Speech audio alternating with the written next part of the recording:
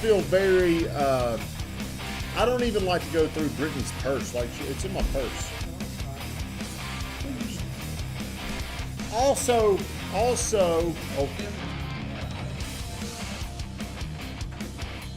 we'll talk about that later. Are we live? Good job, Feho. Whoa, if you're on here, say happy birthday to me, cause today's my birthday. Happy birthday. I'm gonna go. No. Post it. Where you going, Josh? I just got a picture of this little camera here. It's all good. Just, hey, I'm like, Ben, keep going. Yeah, keep going. I like it. Well, I see Josh is watching. Who else is on here? If you're on here, Noah, I see you, my friend. Tristan, thank you for getting on here. Now, if you're on here, take the time to do me a favor. Hit that like. Hit the like button. Have you shared the stream? Did you say anything to me yet, Tristan? Did you say happy birthday? Okay, we're going to get right into it. It is my birthday. I got things I'm going to do. There's only one reason why we came in today. Why did we come in today? Because we're committed. But also, we have been slacking a little bit. So we got these things in ourselves that we have to do to stay on track. That's exactly right. You're exactly correct. This past week, where are you at, Josh? Get Doug and get up here. Josh, hey, thank you, Hayden. I appreciate you getting here. Hayden came in right on. He didn't get the memo. We started at 9. What time did you get here today, Hayden? About 10. But Hayden missed out on the day, though, didn't he? What did he miss out on? I lost money. How'd you know? Huh? How'd you know? Because, if I miss a commitment, hey, it's a spiritual agreement. That Spiritual I'm gonna get agreement. something I else. heard you were supposed to write up a contract and Weatherman had to write it up. Is that true?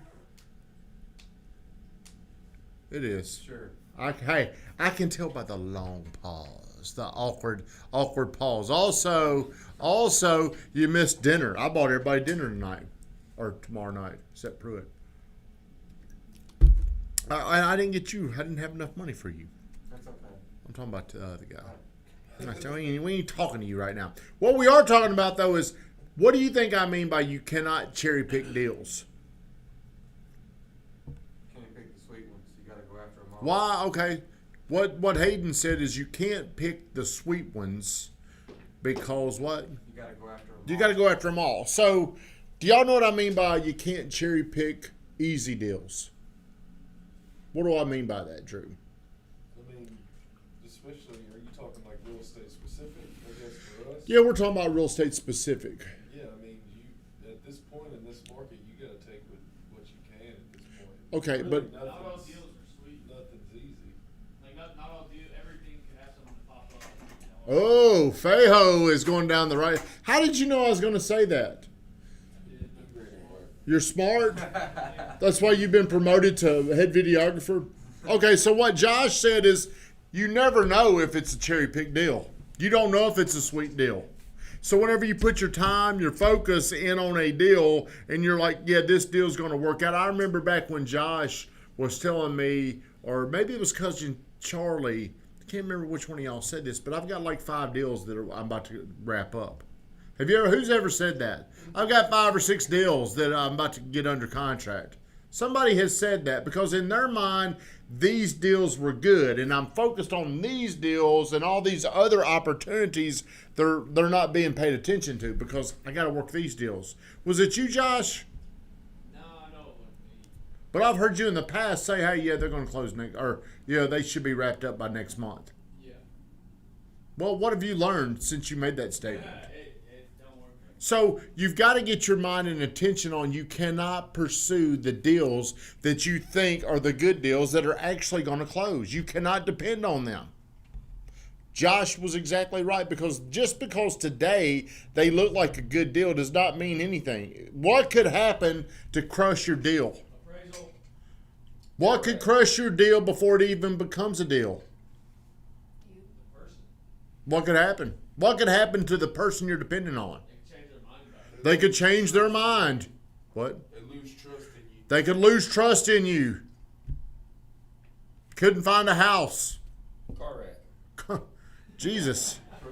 God damn. They died. Okay, but so many things can go wrong with these things that you believe are going to work out for you. And whenever you've got these beliefs going on that this deal and this deal, I've got these 6 people, see all these people I'm working? We're out looking at houses. They're going to buy something. What you're telling yourself is you start doing the old Cadillac. Is anybody in here ever Cadillac? Josh, have you seen anybody in here Cadillac? Yeah. Who? Uh, Who's the first person that pops up when you think of a Cadillac artist? Drew. Okay, so why do we say he said Drew? Let's take Drew. Now, Drew, I don't have my Sisu pulled up, but Drew, how many houses have you sold or pended, closed or pended? It's around 15? 17 and a half. He knows his numbers. So we're not halfway through the year, so that would make sense to say, dude, you can sell over 30 houses this year, which your first real full year in the business is a phenomenal year. So I'm looking at you. How many people do you have right now you're working? I might be talking. If you think I'm talking about you, I probably am, but I ain't meaning to. Like 5. So Drew said he's working 5 people. What could happen to bust up those deals? It's 5. Okay, excuse me. Is 5 people enough for Drew? no. Well, these are like red zone conversions. Okay. Like that are real close. Okay, well, let's take, as Coach Burt says, red zone conversion. That means these people are very close to deciding and moving forward. What could happen to these red zone conversions? They can get in damn car wreck. Get in a car wreck. Hey, they could turn the ball. What happens when teams get in the red zone? Interceptions, fumbles, penalties. A penalty with us mean we got to push it back because of pre-qualify. A turnover would mean they went out and bought through somebody else. Do you think it's possible? Any of your 5 people? Absolutely. What am I going to ask? To not close soon.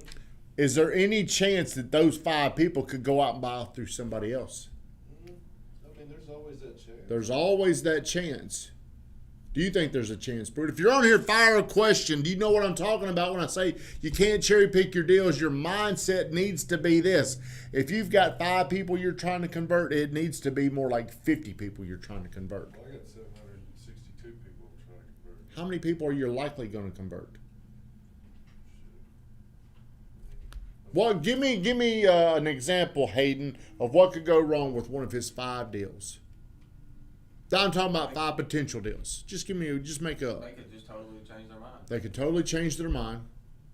They could go out. What if they went out to a new neighborhood with a builder which offered them an incentive? Hey, if you buy here, we'll save you this amount of money. Those kind of things happen. That would happen. Have you? Yeah. It happens. So the solution is you can't speed up the time really with these people until they're ready. Good salespeople, they make the sales system slower, but sometimes there's legitimate things that hold people back. So what I'm telling you guys is you need more people. Your mindset does not need to depend on cherry pick deals. What are you doing back there, Josh? Doug needs to calm down. Doug, we'll shut the door in there so Doug can't get out. Shut the door, man. I don't want Doug out here. So what is one thing you can do this week to where you stop focusing on these deals you think they're red zones? See, what do you think your brain tells you when you've got 5 or 6 red zone deals? I can kick it. I don't gotta make my calls. I got. Think about that. These are agreements, and I'm not just saying it's just Drew. This is the way people start to think. This is the way salespeople think. Whenever they've got this stuff going on, the natural tendency is to let off the gas. Slow down a little bit. What are you going to do, though? How can you continue to add red zone people in there? I mean, keep making the calls, keep doing the things that I was doing before I had these 5 people. 5 ain't enough. I don't know. What you ought to start doing. Here's how you start making better sense of these things: is you ought to start tracking and keeping up with people in your red zone. I've got these 5 people in here. Then you ought to pay attention to what actually is the outcome. The numbers, the calculations, the indicators that you keep up with will help you make more sense of this. I'm pretty certain of this. Those 5 people will not convert for you. especially like this year. What's going to happen? The first thing that's going to come up, it's going to be summer.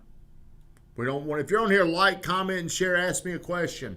Do we have any questions in the audience? I need questions. Vacation. People going on vacation. People are going to go on vacation. How much is a vacation going to cost them? $2,000. They go on that vacation. They come back. Man, we're just going to wait. Well, then they're going to come back in. I mean, people can usually focus on one thing at a time. And just because you think they're a red zone conversion does not mean they'll be in the end zone. What we're talking about today is how important it is to keep coming in and doing the steps that you need to be doing every day. And I feel like this week was a big distraction for us, where we came in here and our calls weren't where they were supposed to be. My birthday, hey, it's my birthday if you're watching, saying happy birthday to me. But this week was a big distraction because of all that. Yesterday we didn't. You stayed late yesterday, didn't you? I stayed about 4:30. What were you doing so late? I had to finish my calls. I wasn't gonna leave until I finished my calls. Anybody else? Who hit their target yesterday? Did you? I did. Damn, hey, that got a moment of silence around here, didn't it? Why does that matter so much? Hey, why does that matter so much to you to hit those? See, it ain't for anybody other than the way you feel about yourself. I wouldn't have felt good if I walked out of here without. I understand that, and that's what mastery looks like. It's whenever you do these things because of how you want to feel about yourself, having that purpose. Josh, did you hit your target yesterday? No. Do you feel good about it, or do you care? I don't feel good about it at all. Do you care, or were you like, man, you told us to come over to your house yesterday and hang out? So what is an indicator to you that a deal is going to close? Before it's under contract, how do you know that these people are red zone conversions? If they've already put an offer in. They show interest. They send me things. Are they pre-approved? All 5 of them? Mm-hmm. All 5 of them? Okay. I think Hayden's right. They've made an offer before. They are pre-approved. These are indicators. Here's what you got to watch out for. You got to get more people into your pipeline to close the red zone. Then you got to pay a lot more attention to the people that are in the red zone. Because when people are ready to make a decision around here, you're either one or two stages. You're either gathering information, which means I'm looking online, no pressure, don't really want to talk to anybody, or I'm looking to make a decision. Whenever you're ready to make a decision, your urgency has to multiply. Your awareness, your attention, the way you're sending them things, the way you're ahead of them. If they ever feel like they're ahead of you and they're waiting on you, they will move on to somebody else. Somebody, the Brad Elams of the world, will snatch them up. We call them the boogeyman. And the next thing you know, they have bought a house. How many of you in here have lost a deal that you thought they were in your red zone? I have. Have you? What deal did you lose? Just, Don't give us our name.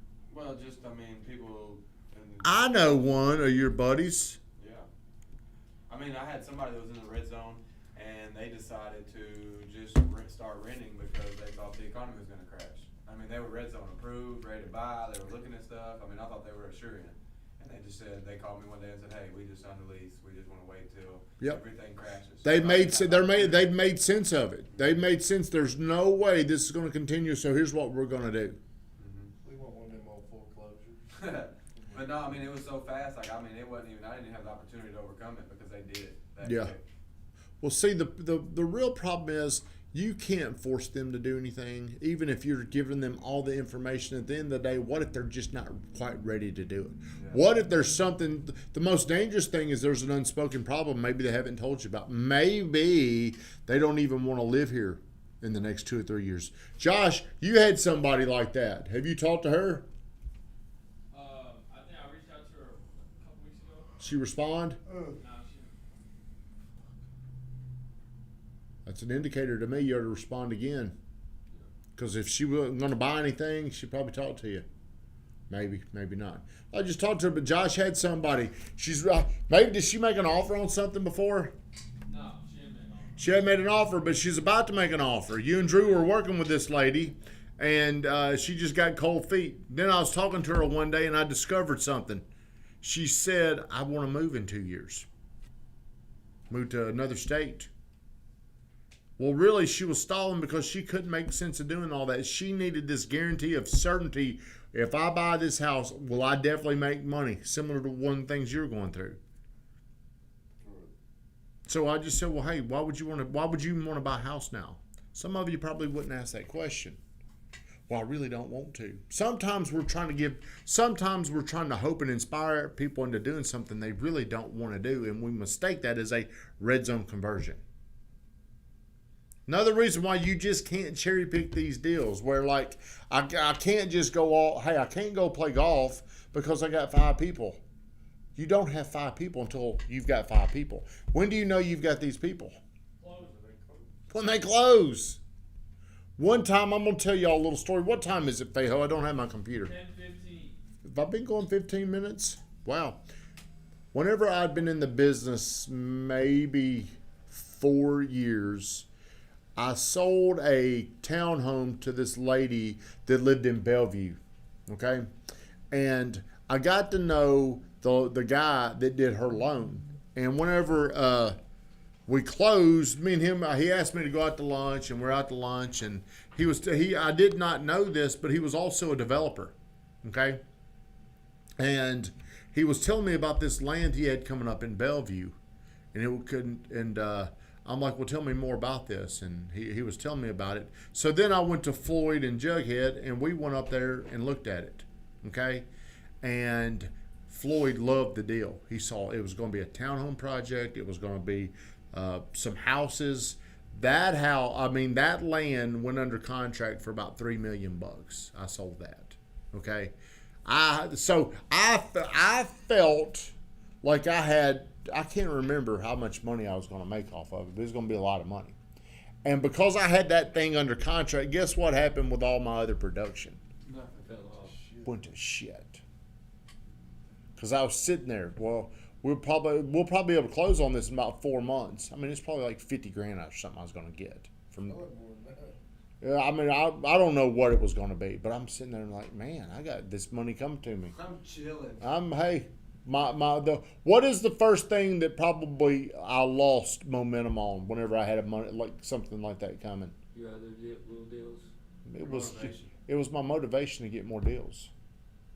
I had this deal in my palm. It's under contract. Oh, your hands were Full. Man, I got this deal. And time just kept going by. We're getting closer. Hey, we can probably go ahead and close. That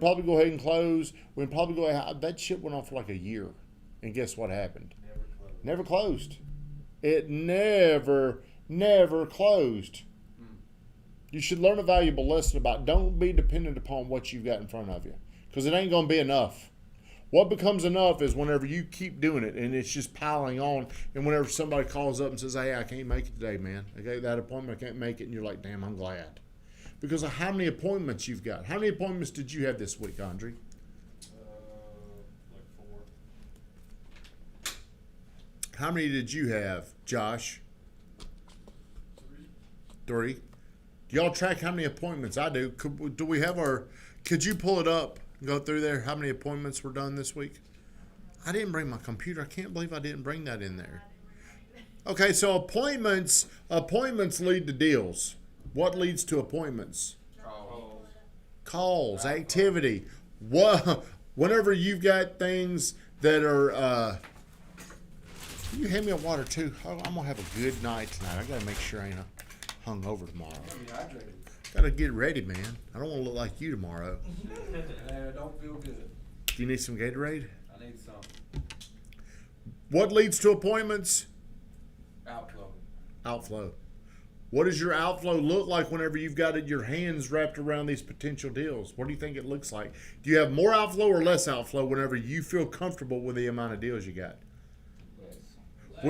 Would you be working differently if I really showed you your future and none of those 5 people closed? Would it look different on Monday for you? Yes. So I always do the math because things like that trick you. Math works like this. So today's lesson, whenever I came in, is I didn't give you much, but I gave you a little money to go out to dinner tonight. And that's the same way deals happen.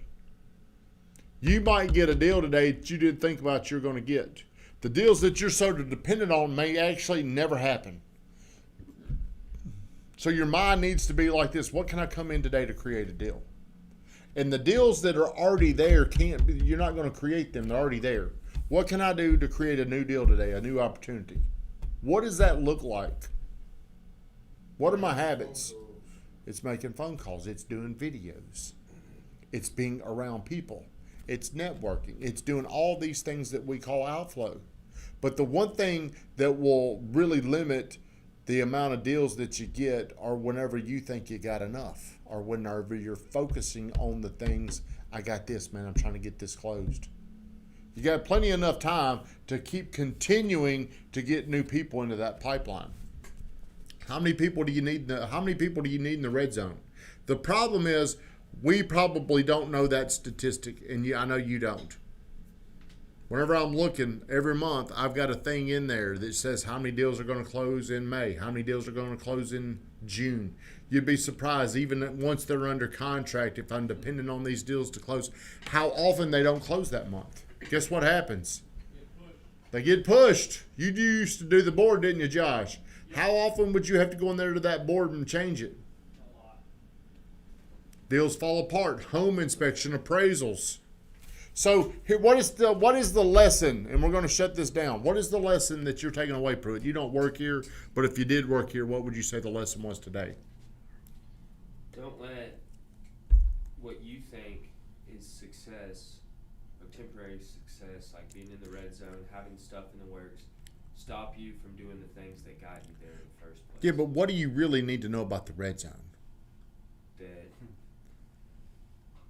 you can turn it over, you can throw an Ain't shit, interception. So, You but don't whenever do you've got a lot of things in the red zone, the first thing that you do is you get comfortable and you slow down.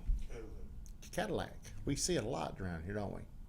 Cadillac. Shut us down. Hey, happy birthday to Tommy, by the way. Tell